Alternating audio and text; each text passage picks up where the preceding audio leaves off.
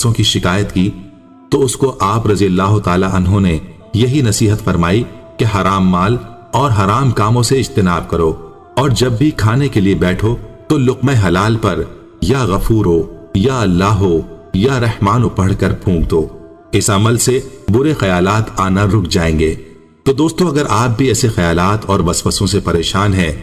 اور ان سے نجات چاہتے ہیں تو اس عمل کو کریں اور اس کو اپنے چاہنے والوں کے ساتھ بھی شیئر کریں۔ پیارے دوستو، معلومات ٹیوب ہمیشہ کی طرح آپ کے لیے آج بھی دلچسپ معلومات اور دلچسپ موضوع لے کر آیا ہے۔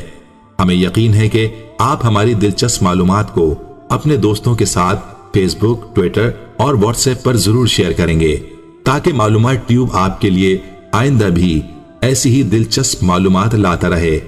دوستو، ایک اور بات یہ ہے کہ اگر آپ کے پاس اس موضوع کے متعلق کوئی اضافی معلومات ہو یا آپ کوئی نیا ٹاپک بتانا چاہتے ہیں